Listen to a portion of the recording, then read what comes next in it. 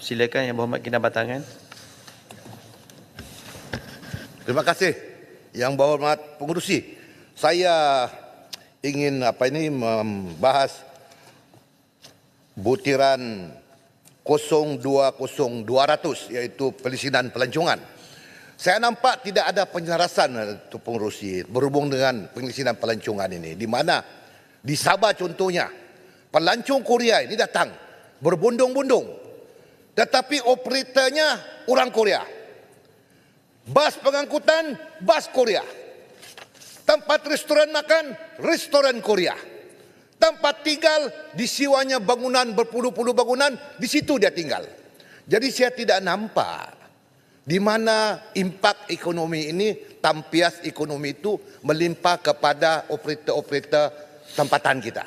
Jadi saya meminta kerajaan, kementerian melihat perkara ini. Kalau boleh jangan benarkan sama sekali. Sebab di mana-mana negara, luar negara, tidak ada begini. Tidak ada operator Malaysia, tidak ada hotel Malaysia, transport Malaysia, restoran Malaysia.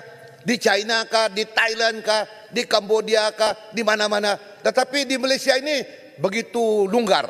Jadi saya harap Timbalan Menteri dapat mencari pendekatan baru untuk memastikan bahawa operator-operator kita tempatan ini mendapat limpahan ekonomi daripada kehadiran pelancong-pelancong ini. Yang kedua yaitu program homestay, yaitu 02800. Peruntukan dia 2.2 juta ya Tok Sri.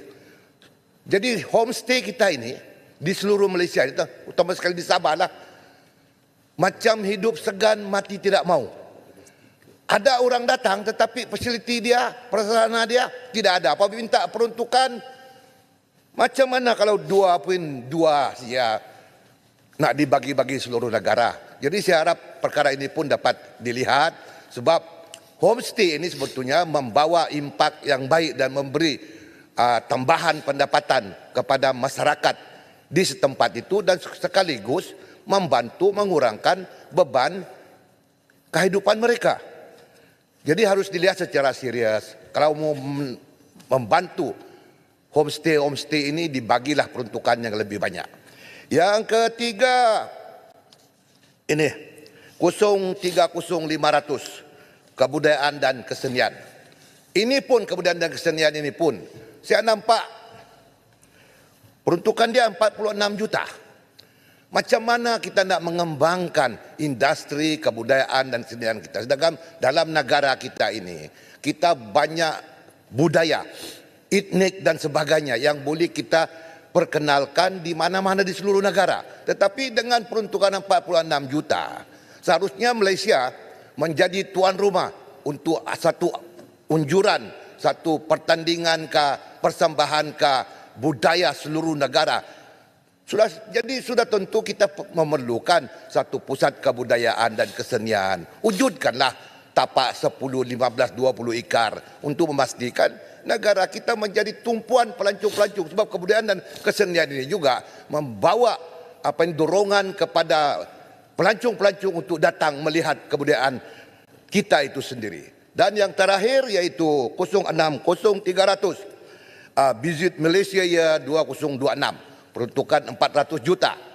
Jadi apakah sasaran oleh kementerian untuk memastikan bahawa pelancong-pelancong dari seluruh dunia, bukan sahaja daripada negara-negara tertentu, tetapi daripada seluruh dunia, bahkan mungkin pelancong-pelancong yang belum mengenali Malaysia, turut datang untuk mengunjungi negara kita. Dalam masa yang sama juga, perlu juga diterapkan nilai-nilai pelancong-pelancong tempatan. Sebab kita bimbang, manalah tahu pelancong-pelancong luar negara tidak mau datang, maka kita ada pelancong-pelancong tempatan yang bersedia untuk berkunjung sendiri-sendiri ke negara kita, ke satu tempat dan ke satu tempat. Di Malaysia ini sebetulnya banyak pusat-pusat pelancongan di Sabah terutamanya yang boleh dikunjungi dan tidak terdapat di negara-negara lain. Gila anda boleh? Yang Berhormat Kinabalu Batangan, tadi Yang Berhormat kata pasal restoran Korea. Saya rasa kalau ada lebih banyak restoran Korea dan kebanyakan kalau dia adalah buka oleh orang tempatan, orang Malaysia, jadi kita boleh menarik lebih pelancong dari Korea untuk datang ke Malaysia, pergi ke Kinabatangan kerana ada banyak restoran Korea. Jadi kenapakah Yang Berhormat membantah restoran Korea ke ataupun negara-negara lain?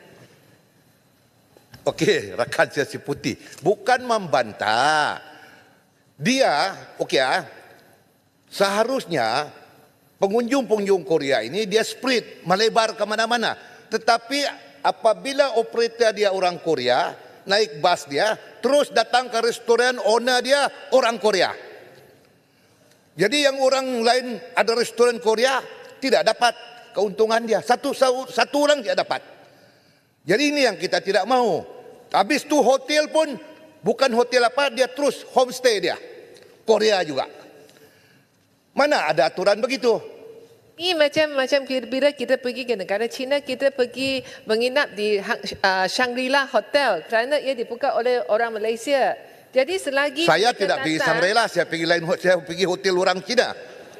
Itu yang berhormat mungkinlah, tapi saya tidak. Saya pergi juga hotel yang Cina punya. Sebab kita mengimbas ke negara dia. Yang berhormat punya mentaliti lain sikit.